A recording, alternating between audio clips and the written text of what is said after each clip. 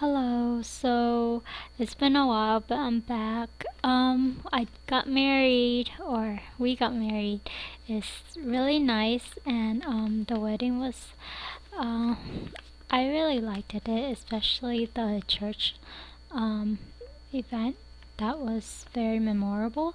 We got our pictures and our like video back also, and it's just really pretty. We got the whole thing for about 1,000, and they they did a really good job, and we really liked it. So I just wanted to share some stuff from the wedding that was really close to my heart. And the first moment was with my dad, where he walked me down the aisle. And so when he was walking me down the aisle, like, his face is really strict, right? And he didn't smile or anything, but his whole body was shaking, and I've never felt my dad shake so much. And it was like, at first I didn't know if it was me shaking because I'm nervous, but I didn't feel that nervous, or it was my dad. So after a while, I just kept on walking because it was like vibrating, like really violently, but under control. And then after he got me to in front of the pastor, then the pastor is like, "Oh, so who have come to, like, give the bride to the groom in marriage?" And he said, like, her mom and I. And then he let go of my arm, and then that sensation stopped, and I'm like, "Oh, it's my dad." It's I don't think I'll ever forget that part. Like, in my mind, like, it's like, oh, he's so filled with emotion, but because he's a guy, or because he's an Asian guy, he didn't want to show it. He didn't want to cry, and then he was holding it all down, like how nervous and how emotional he was. Like, he was bottling it all up, but he, like, his body kind of betrayed him because he shook so violently. And then, yeah, and then also, like, it felt kind of sad because he's getting old now. And yeah, but overall, it's kind of like a bittersweet moment that I don't think I want to forget, and I don't want to forget how appreciative I was to him for sacrificing his life for my well-being. Just like what the pastor said, that, and it's not just him. Even though I have memories of him because he was the person walking me down the aisle, I know that both of my parents sacrificed a lot for me. And just to be able to remember that, and to be thankful for that, and to realize that, yeah, as I'm growing, they're getting old, and it reminds me to be better to them. And yep, so that was one of my the moment that I didn't want to remember, or didn't want to forget. The second moment was when my husband, he put the ring on me. Like, usually people just put the ring on the bride, right? But then he knew that, and it took me by surprise so much. I'm like, ah, what are you doing? Like, in front of everyone, like, on both his side and my side. And I was like just freaking out, but I'm like, I didn't know what to do. And so, like, after he put the ring on me, I kind of like pull him up and like tell him to stand up. And in my head, I'm like, should I kneel down too? But that would be weird, right? So then I just stood there, and I put my ring, or the ring, on his finger. But I think I should have done that. I think that would have made it fun. Um, that's another thing that was, like, extremely awesome about our wedding, that I totally um loved.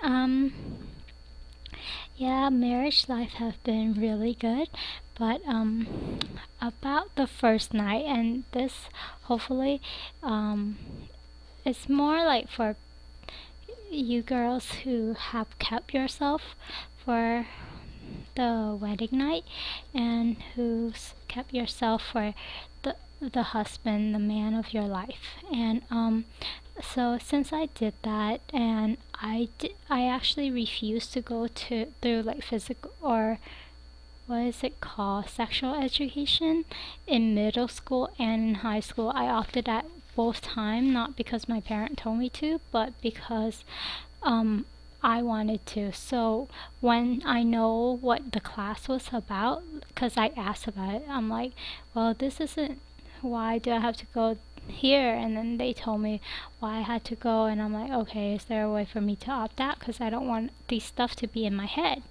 So I actually got opted out, so I don't know anything about that, and I've never masturbated before, so I don't know how my body works and everything. So the first night was really hard, because we actually didn't do it the first night. Like, we started to do it, and then I got hurt so much, then I stopped, and we actually had to try 3 times before we can actually consummate the marriage. But some tips are to use a lot of lubrication, and to go to restroom before and after the intercourse. For me, I didn't know about that, so after the first time, the next day I had urinary tract infection. I don't know if it's related or if it's like just bad luck. The doctor said it was bad luck, but to me it's like related, because I've never had urinary tract infection before, and then after I did it, I had that, and it hurt a lot and it bled.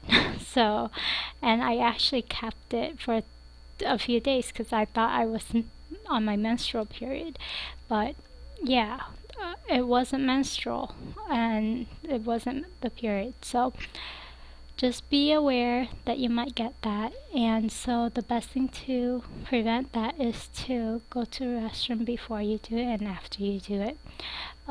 Again, lubrication will help, and when you go in, I find that when you don't think in your mind that the guy on top is the way to do it, and it's the right way to do it. I think for me being on top of him and slowly putting myself down and telling him to relax his body, he should not be tensing up his body. So if he relaxes it and I ease down slowly, because I'm scared, it helps somewhat if I have control, and then I can also like stop right away when I feel hurt, and then slowly ease down again, and eventually it will get there. After 3 try, it got there. But I don't think the guy should be doing it the first time, because for me it hurt terribly and it wasn't good. Another thing related was that if you are a virgin, don't listen to doctors who tell you that you need a pap smear. So I refused to do it multiple times, but I had a doctor previous to this, to me going to St. Joseph Medical, and she kept on telling me to get a pap smear, and I'm like, but I'm a virgin, why do I need it? Well, she kept on telling me, she said, oh, it might be something or something. I don't even remember what she said, but she basically said just for precaution kind of like thing. Well, she did it, and she didn't even get the sample that she need, but she said that it's only gonna poke a small hole. But the next day afterward, I bled, and I called them up and I'm like, did something go wrong? They're like, oh no, it might just be the membrane breaking. So I'm like, so does that mean my membrane broke? So there's no way to prove my virginity to my husband anymore? They're like, no, I don't think so. It should just be a small hole in the membrane. It shouldn't have ripped completely. So then I went, okay, fine, kind of like thing, and then I just continue. And then when I switched to St. Joseph, and then like right before the wedding, we both did like a full examination so that we can have a report on file for each other, so that we, can say later on, look, when I got married to you, I'm clean and I didn't do anything bad with my body and everything. And so I wanted to make sure that I didn't have cervical cancer, or because the other lady said that I can still potentially get it. And then the doctor from here, they're like, no, if you have a virgin, that shouldn't be a problem. They wouldn't do it. So I'm like, so, like, even with the same thing, two different doctors have two different opinions. And I agree more with the later doctor, the doctor from St. Joseph. So on my honeymoon, on that day of, like, I prepared a towel and everything, like to get ready. And after we actually was able to do it, nothing came out, like no blood.